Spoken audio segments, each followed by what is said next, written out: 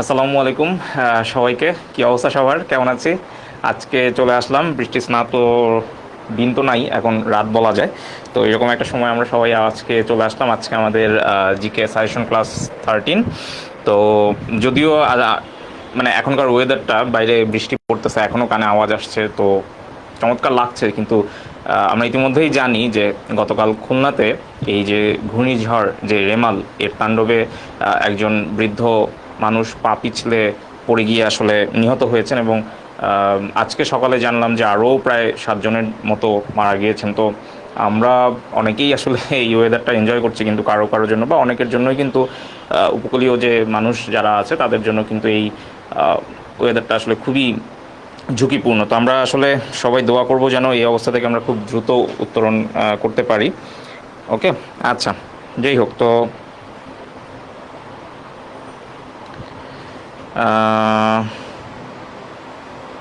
ওকে, তো একটু যারা যুক্ত হয়েছি তারা একটু একটু আমাকে জানাই যে আমাকে ঠিকঠাক মতো দেখা যাচ্ছে কিনা এবং শোনা যাচ্ছে কিনা, একটু কমেন্ট করে জানাই।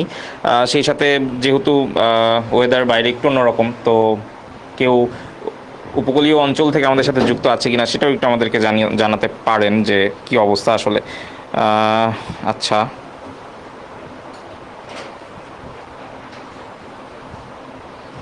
আচ্ছা, আচ্ছা, অনেকেই যুক্ত হয়েছে আমাদের সাথে। তো আমরা যেমনটা আর কি সবসময় করি, আমরা বিগত বেশ কিছুদিন ধরেই আপনাদের সাথে আমরা রেগুলার আর কি মোলাকাত করছি জিকে সাজেশন ক্লাস, অর্থাৎ সাম্প্রতিক বিভিন্ন পরীক্ষায় আসা যে প্রশ্নগুলি সেগুলি নিয়ে আলোচনা করি একই সাথে। আচ্ছা, থ্যাংক ইউ কিশোর নন্দী, পূর্ণিমা সরকার। ওকে, তো আমরা হচ্ছে সবসময় যেটা করি যে বিগত বিভিন্ন গুরুত্বপূর্ণ যে চাকরির পরীক্ষা সেগুলোর সমাধান করি, এবং সেটার আলোকে সমসাময়িক যে পরীক্ষাগুলি আসন্ন সেগুলার সম্ভাব্য প্রশ্নগুলোও কিন্তু আমরা আসলে আলোচনা করি। অর্থাৎ যে এই ধরনের প্রশ্নগুলি বিভিন্ন সময় আসে, আর ওই একই টপিকের আশপাশ দিয়ে আর কী কী প্রশ্ন আসতে পারে একটা স্বচ্ছ ধারণা আমাদের খুবই জরুরি। ঠিক আছে, তো এই জন্যই আমরা যেটা করি যে আমরা মোটামুটি ক্লাসগুলি ওইভাবেই সাজাই। যেটা করি যে, যেমন আমরা আজকে দেখব প্রত্নতত্ত্ব ওই দপ্তরের প্রশ্ন, আমরা দেখব যে স্থলবন্দর কর্তৃপক্ষের পরীক্ষায় আসা প্রশ্ন, আমরা দেখব যে ক্যাশ অফিসার অর্থাৎ ব্যাংকের প্রশ্ন।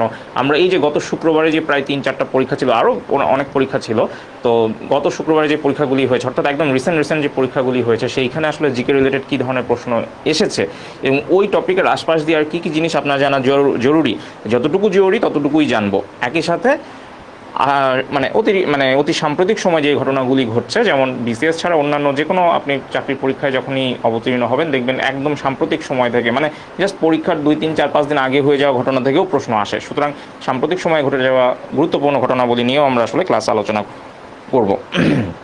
আচ্ছা, হ্যাঁ, ধন্যবাদ হাসমত আলী, শুনতে পাচ্ছি, থ্যাংক ইউ।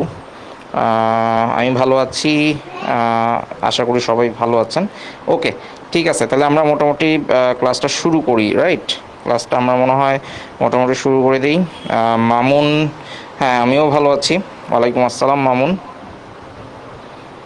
তো আচ্ছা, অনেকেই আমরা যুক্ত হয়ে গেছি, তো আমার মনে হয় আমরা টাইম এইদিকে না ইয়া করি, আপনাদের সাথে আবারও কথা হবে, আমরা আর কি ক্লাসটা শুরু করে দিই। ঠিক আছে, ওকে, ঠিক আছে। আচ্ছা, হ্যাঁ, ভালো আছি। সবাইকে, যারা যারা অনেকেই এখন যুক্ত হয়েছেন, আসসালামু আলাইকুম। ভালো আছি, আশা করি আপনারাও ভালো আছেন। আমরা ক্লাসটা শুরু করে দিই। ঠিক আছে, চলেন প্রথম প্রশ্ন সলভ করি। দেখেন কি বলছে। প্রথম যে প্রশ্নটা আমরা সলভ করতেছি, দেখেন এটা কোথায় আসছে, ওই যেটা বললাম একদম রিসেন্ট একটা প্রশ্ন, যে বাংলাদেশ ল্যান্ড পোর্ট অথরিটি অর্থাৎ স্থলবন্দর কর্তৃপক্ষের এই যে গত শুক্রবারে যে পরীক্ষাটা হয়েছে সেই পরীক্ষার একটা প্রশ্ন। এবং এখানে দেখেন কি বলছে, যে বিবি কোন নেতার ডাক নাম।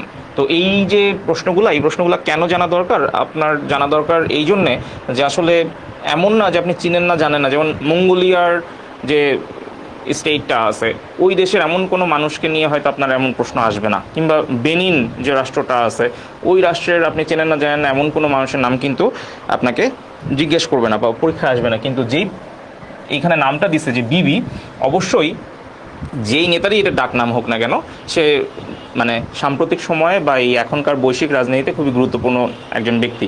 এই জন্যই আপনার যেটা করতে হয়, আপনি এই প্রশ্ন দেখে ঘাবড়ে যাওয়ার কিছু নাই যে এইভাবে শত শত বৈশ্বিক নেতার নাম আমি কীভাবে মনে রাখবো, বাট না, সমসাময়িক আশপাশ দিয়ে যা হচ্ছে সেই মানুষগুলোকেই আপনাকে একটু জানতে হবে।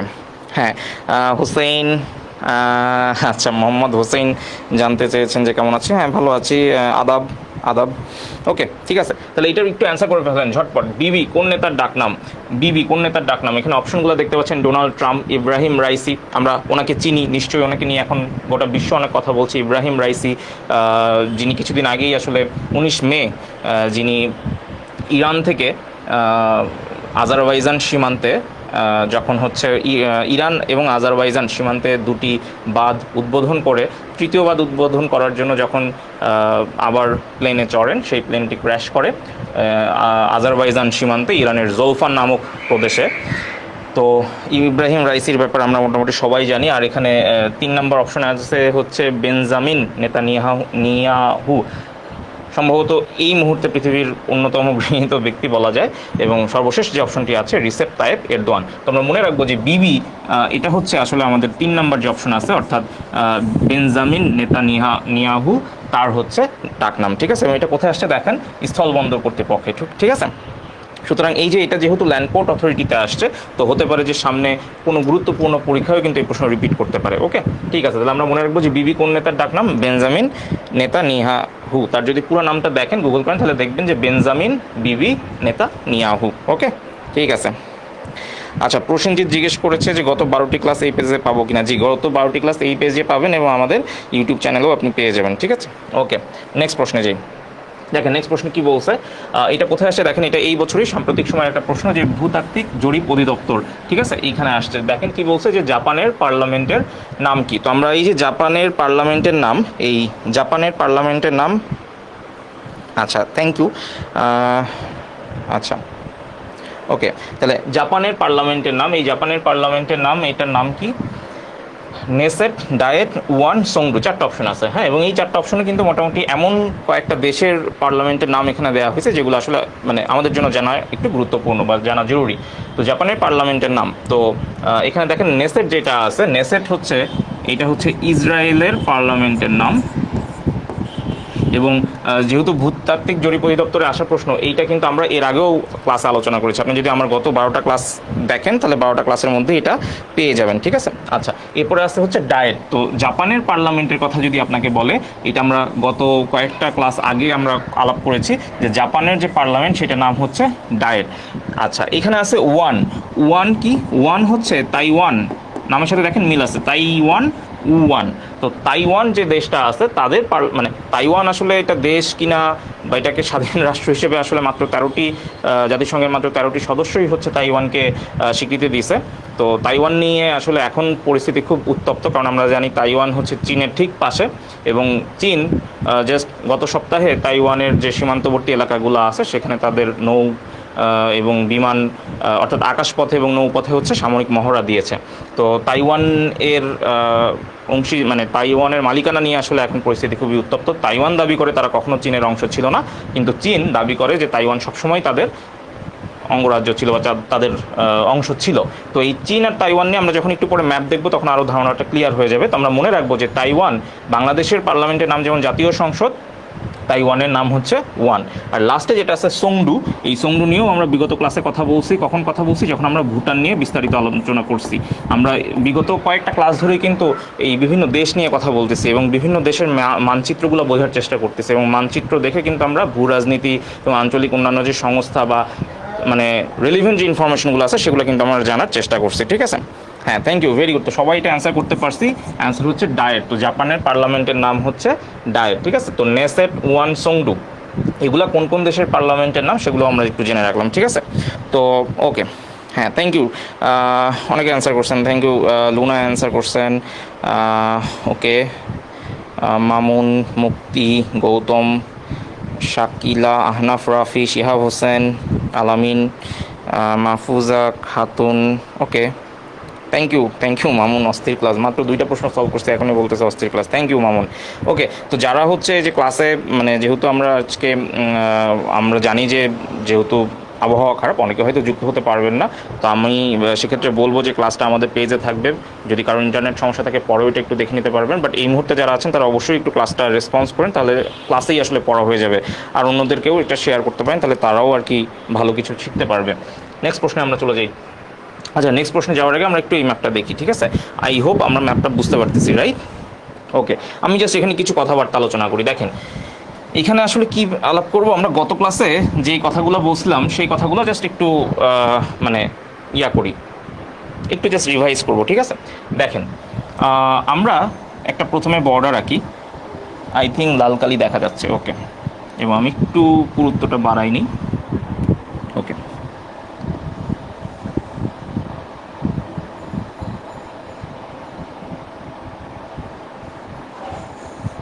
ঠিক আছে, তো এখন খেয়াল করেন আমরা যে জায়গাটুকু দেখতে পাচ্ছি, আলামিন বলছে এটা কি লাইভ ক্লাস চলছে নাকি পূর্বে রেকর্ডেড? না, এই ওয়েদারের মধ্যেও কিন্তু আমি আসছি আপনাদের জন্য ক্লাস নেওয়ার জন্য, ঠিক আছে? সো প্লিজ করেন, ভয় পাওয়ার কিছু নাই যে এটা রেকর্ডেড। আচ্ছা, প্রসেনজিৎ অধিকারী, যতদিন আপনারা থাকবেন ততদিন ক্লাস হবে, কতটা ক্লাস হবে জিজ্ঞেস করছে। আচ্ছা, তাহলে দেখেন এইখানে আমরা এখানে দেখতে পাচ্ছি, আমার বিশ্বাস যে আপনারা এটা দেখতে পাচ্ছেন, এখানে লেখা আছে কি, রেড মার্কের ভিতরে লেখা আছে নর্থ কোরিয়া, এবং নর্থ কোরিয়ার পাশে দেখেন এখানে স্টার মার্ক দিয়ে একটা সিটির নাম লেখা আছে। তো কোনো একটা দেশের মধ্যে নর্মালি আপনি যদি ম্যাপগুলো ঘাটাঘাটি করেন দেখবেন কোনো একটা দেশের মধ্যে স্টার মার্ক দিয়ে রাজধানীর নাম লেখা থাকে। তাহলে নর্থ কোরিয়ার রাজধানী কি? পিয়ংইয়ং। যেমন কিছুদিন আগে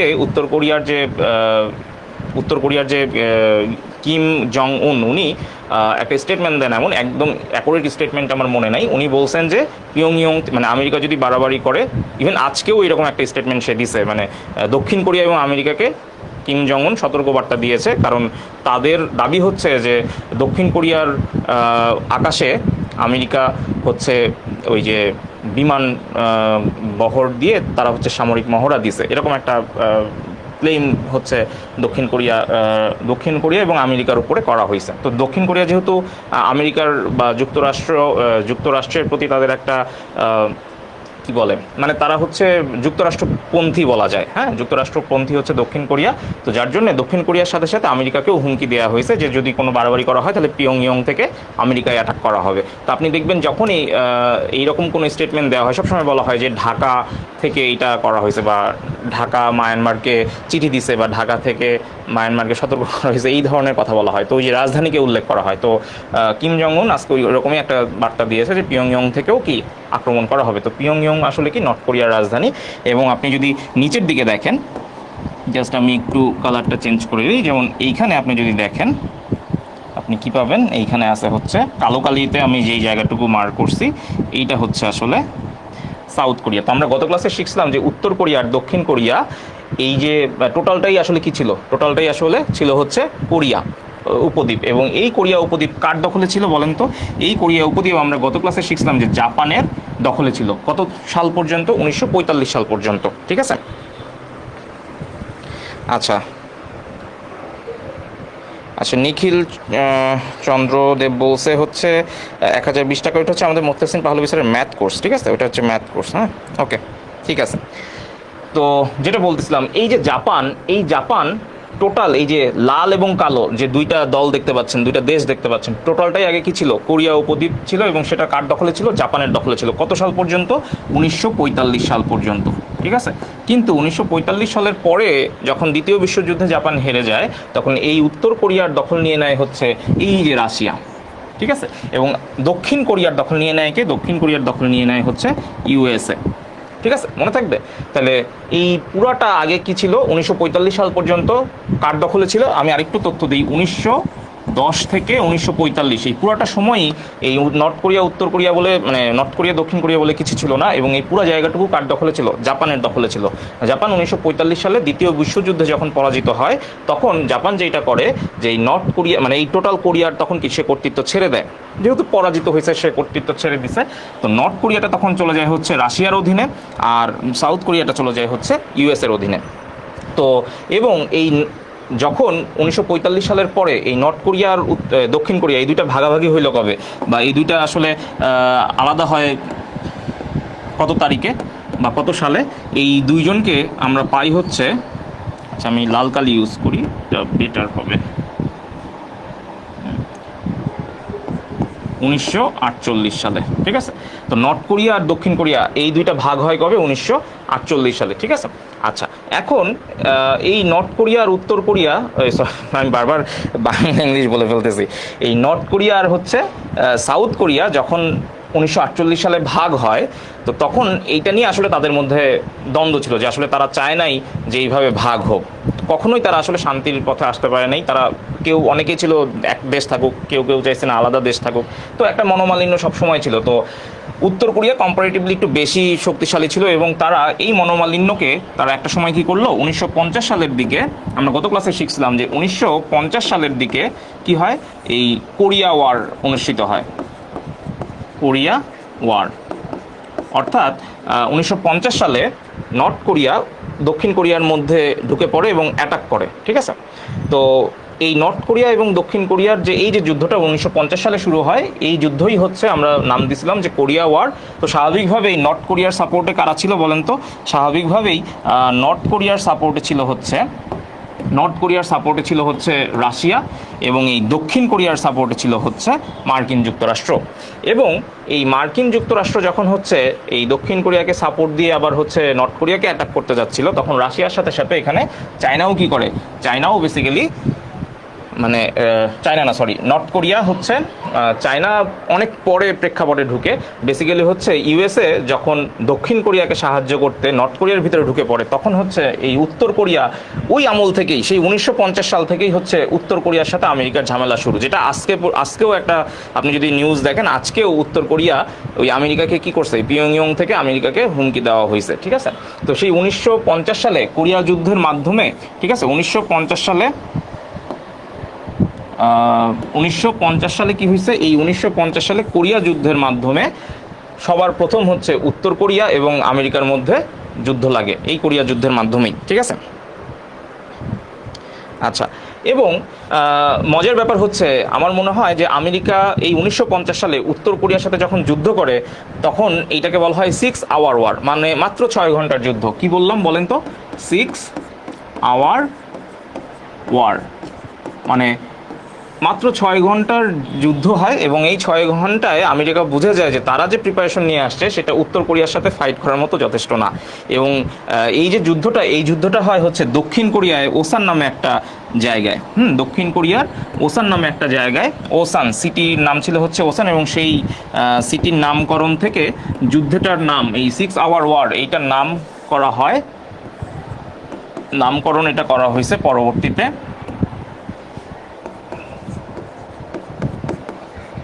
ব্যাটল অফ ওসান। কার কার মধ্যে হয়েছে বলেন তো?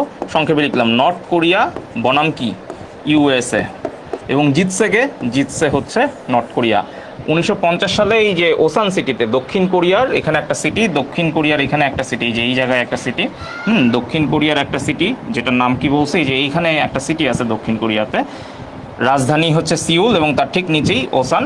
এই ওসান সিটিতে হচ্ছে সবার প্রথম, মানে পৃথিবীর ইতিহাসে সবার প্রথম উত্তর কোরিয়া এবং আমেরিকার মধ্যে যুদ্ধই লাগে হচ্ছে এই ওসান সিটিতে, যেটাকে বলা হয় ব্যাটল অফ ওসান, যেটার মাত্র 6 ঘন্টা স্থায়িত্ব হয়, এবং ওই 6 ঘন্টা পরে আসলে আমেরিকা পিছুপা হটে। তো বলা হয় যে পৃথিবীর ইতিহাসে আমেরিকা এই প্রথম কোন একটা যুদ্ধে পরাজিত হয়েছে বা পিছু হটছে। কার বিরুদ্ধে? উত্তর কোরিয়ার বিরুদ্ধে, যেটা আজও চলতেছে, ঠিক আছে। হ্যাঁ, দক্ষিণ কোরিয়া এখনও আমেরিকা তুষ্ট, ঠিক আছে। সাব্বির আহমেদ রবিন জিজ্ঞেস করছেন যে আমি মানে কিভাবে এত ধনী হইলো দক্ষিণ কোরিয়া কিন্তু এখনও আমেরিকা পুষ্ট। বললাম কি, আজকে সকালেও আমি একটা নিউজ জাস্ট ঘাটতে পড়লাম যে পিয়ংইয়ং আমেরিকা এবং দক্ষিণ কোরিয়া দুইজনকেই কি করছে, সতর্ক করে দিছে যে আমাদের সীমান্তে যেন কোনো প্রকার ওই না করা হয়, আকাশপথ যেন লঙ্ঘন না করা হয়, ঠিক আছে। ওকে, আচ্ছা, তাহলে এখানে দেখেন এই হলো আমাদের মানচিত্র। এখন তাহলে এই যে জাপান, এই যে জাপানটা দেখতেছেন, আমি যদি জাপানের ইয়াটা আপনাদেরকে মার্ক করে দিই, একটু মার্ক করে দিই, জাপান অনেক বড়, তাই না? হ্যাঁ, দেখতে পাচ্ছি মনে হয়, এই যে এইখানে হচ্ছে জাপান আছে, দেখতে পাচ্ছি জাপান, আর এই যে জাপানের রাজধানী হচ্ছে টোকিও। ওকে, আচ্ছা, তাহলে এইবার একটু দেখেন তো, এখানে দুইটা জিনিস আছে। একটা হইল, আমরা যদি একটু খেয়াল করি, দেখেন এখানে কি বলা আছে, এই যে রাশিয়া এবং এই জাপান, এই রাশিয়া আর জাপানের মাঝখানে এখানে দেখেন একটা স্ট্রেইট আছে, স্ট্রেইটের বাংলা হচ্ছে প্রণালী, নাম কি? তাতার প্রণালী। এখানে দেখেন বলা আছে তাতার প্রণালী, ঠিক আছে। এবং একই সাথে দেখেন এইখানে একটা দ্বীপপুঞ্জ আছে বা দ্বীপ আছে যেটাকে বলা হচ্ছে শাখালিন, ঠিক আছে? নাম কি? শাখালিন। আমি একটু লিখে দিচ্ছি, এটার নাম হচ্ছে শাখালিন।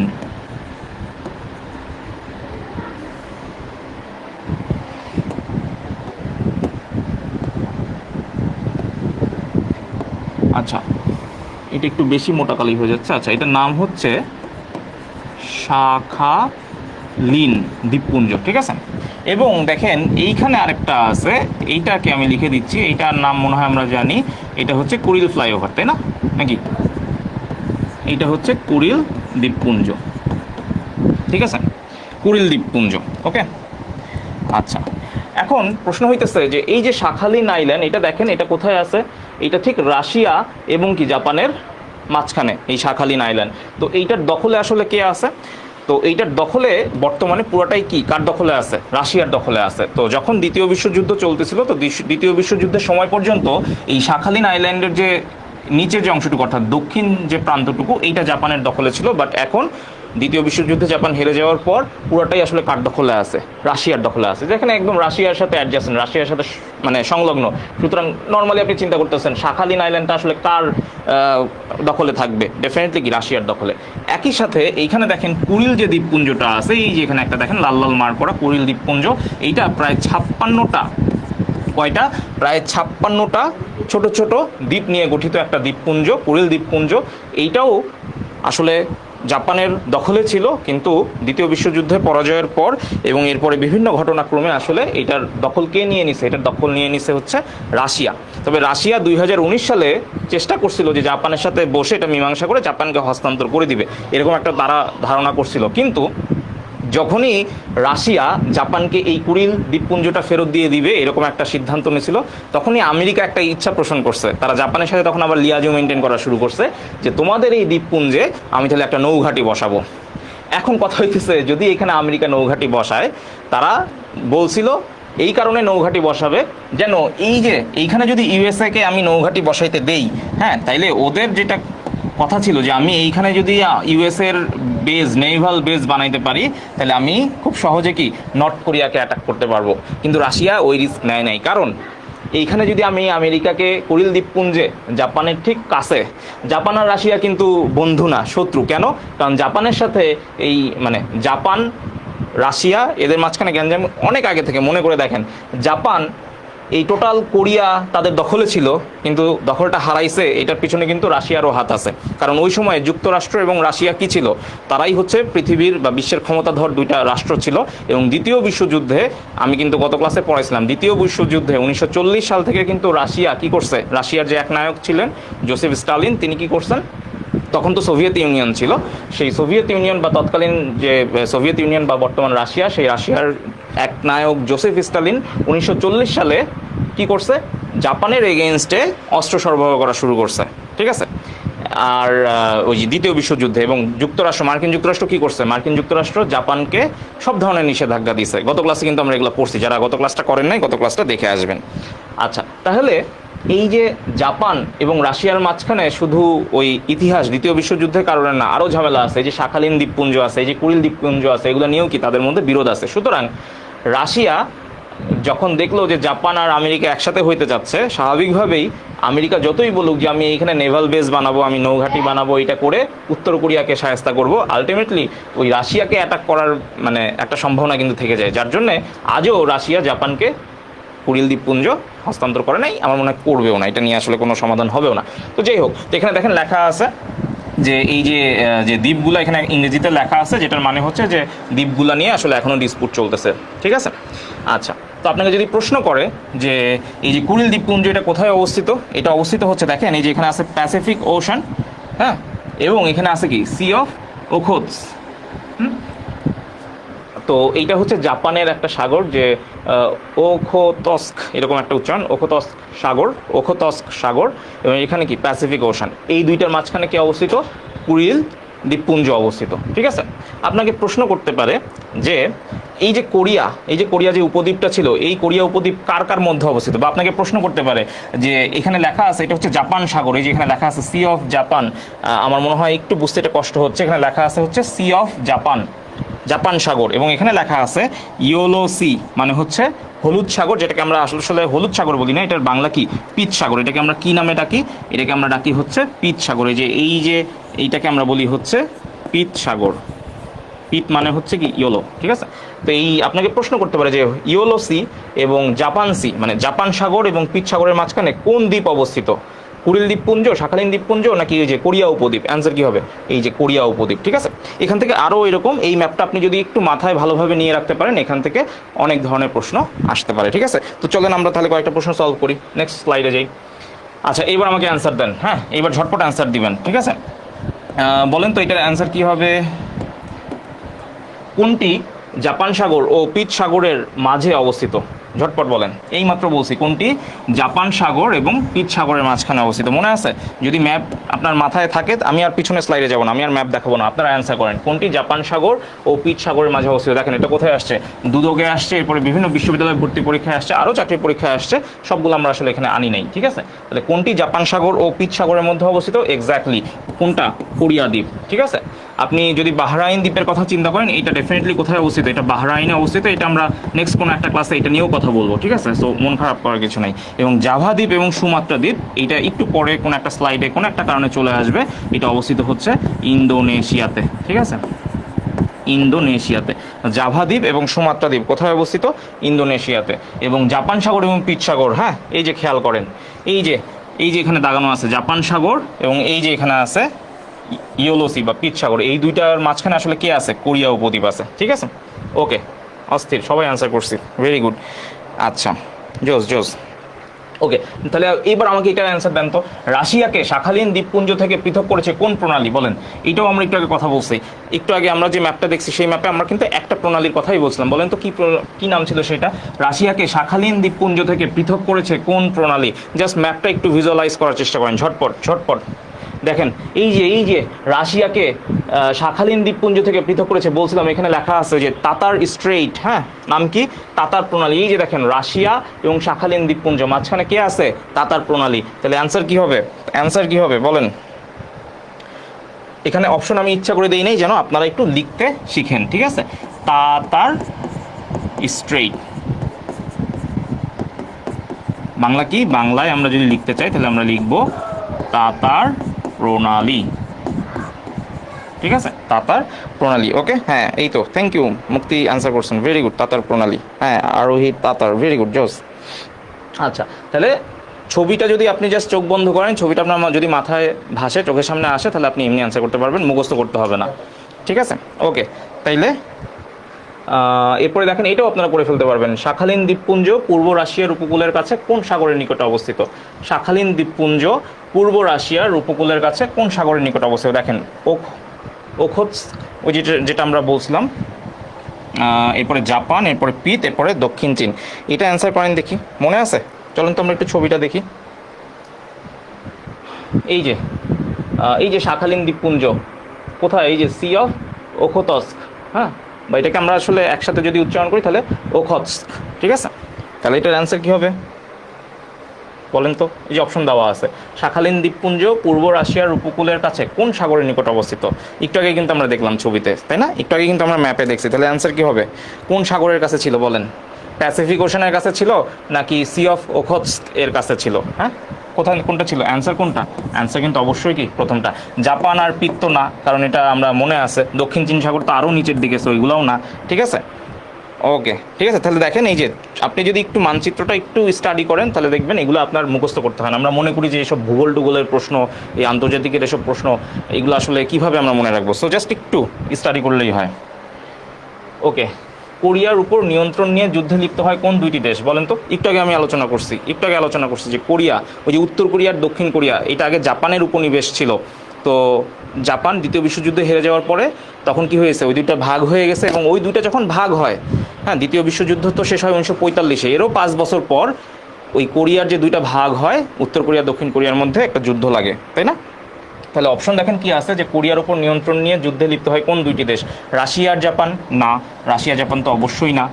চীন জাপান, জাপান থাইল্যান্ড, উত্তর কোরিয়া যুক্তরাষ্ট্র। আচ্ছা, কি হবে এখানে বলেন? এখানে তো উত্তর কোরিয়াও নাই, দক্ষিণ কোরিয়াও নাই, তাহলে অপশন অ্যান্সার কী হবে? যদি চীন জাপান বলেন, চীন জাপানও না, জাপান থাইল্যান্ড না, এখানে উত্তর হবে উত্তর কোরিয়া যুক্তরাষ্ট্র। কারণ আমরা একটু আগেই বলছিলাম যে 1950 সালে যে কোরিয়ার যে যুদ্ধটা হয়, হ্যাঁ 1950 সালে কোরিয়ার যে যুদ্ধটা হয়, সেই যুদ্ধটাই হচ্ছে বিশ্বের ইতিহাসে প্রথমবারের জন্য উত্তর কোরিয়ার যুক্তরাষ্ট্র যুদ্ধে লিপ্ত হয়। তারা সরাসরি অ্যাটাকে চায়, যেখানে উত্তর কোরিয়া জয়ী হয়, এবং মাত্র 6 ঘন্টা ব্যাপী ছিল এই যুদ্ধটা। ওকে, আচ্ছা, ওকে, আমরা যেটা বুঝতে পারছি সেটা হচ্ছে যে যেহেতু আজকের ক্লাসটা অনেক ইম্পর্টেন্ট, ঠিক আছে, এবং ম্যাপের আসলে একটা ব্যাপার আছে, আমরা আসলে ম্যাপগুলো বুঝতে চেষ্টা করতেছিলাম, অনেক সুন্দরভাবে আমরা অ্যান্সার করছি। একটা ম্যাপ দেখে আমরা কিন্তু 4টা প্রশ্নের অ্যান্সার আপনারাই করছেন। সো আমরা আসলে যেটা করব, যেহেতু আজকে একটু ওয়েদারের মনে হয় একটু প্রবলেম হচ্ছে, কারণ অনেকেই কমেন্ট করছে যে আজকে কন্টিনিউ না করার জন্য, বা দেখা যাচ্ছে একটু সমস্যা মনে হয় অনেকেরই হচ্ছে। সো এইটা আসলে আমরা একটু মাথায় রেখে আজকে আমরা মনে হয় এই যে 6টা যে প্রশ্ন পড়লাম, আসলে আপনি যদি একটু জাস্ট ঠান্ডা মাথায় চিন্তা করেন, আপনি কিন্তু 6টা প্রশ্ন শিখেন নাই। আমার মনে হয় এই যে জাস্ট এই একটা ছবি যদি দেখেন, এখান থেকে আপনি নিজে কিন্তু অসংখ্য প্রশ্ন বানাইতে পারবেন। সো আমার মনে হয় আমরা আসলে 6টা প্রশ্ন তো শিখছি, সাথে আপনি নিজে এরকম দেখবেন আরও অনেকগুলো ইনফরমেশন জানছেন। মোটামুটি ছোটোখাটো হইলেও আমরা 15-20টা প্রশ্ন আজকে আমরা শিখছি। বেস্ট পার্ট হচ্ছে আমরা এই ম্যাপটা মোটামুটি ভালোভাবে আয়ত্ত করতে পারছি, ঠিক আছে। এখানে আমরা শাল দেখছি, দ্বীপপুঞ্জ শিখছি, আন্তর্জাতিক সম্পর্ক নিয়ে কথা বলছি, ভূগোল নিয়ে আমরা আইডিয়া পাইছি, এবং বর্ডার সম্পর্কে জানতে পারছি, এবং এই যে পৃথিবীর ইতিহাসে প্রথমবারের মতো আমেরিকা হারছে এরকম একটা যুদ্ধ, যেটাকে আমরা বলছি ব্যাটল অফ ওসান, দক্ষিণ কোরিয়ার একটা সিটি ওসান, যেখানে মাত্র 6 ঘন্টায় আমেরিকা কি হয়, পিছু পা হয়, ঠিক আছে। সো যেটা হয় যে আমরা তাহলে আজকে এইখানে শেষ করতেছি।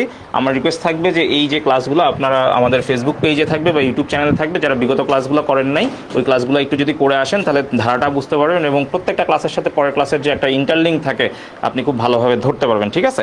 আর আজকে আমরা যেই ম্যাপটা দেখলাম, যে প্রশ্নগুলো সলভ করলাম, এগুলো একটু নিজেরা ঘাটাঘাটি করবেন, আরও নিজেরা প্রশ্ন বানানোর চেষ্টা করবেন, ঠিক আছে। তো আমরা আজকে এখানে শেষ করছি। আমরা কালকে ইনশাল্লাহ যদি আবহাওয়া ঠিক থাকে, ইনশাল্লাহ আমরা 7:30টার দিকে ইনশাল্লাহ শুরু করার চেষ্টা করব। তো কালকে আর কি ইয়া হবে। আচ্ছা, ঠিক আছে, ওকে, আজকে তাহলে আমরা এখানে শেষ করতেছি। সবাই ভালো থাকি। কালকে ইনশাল্লাহ সবাই 7:30টার সময় চলে আসবো। যারা আজকে যুক্ত হতে পারেন নাই তাদেরকেও একটু জানিয়ে দেবেন, ঠিক আছে। আসসালামু আলাইকুম, আল্লাহ হাফেজ।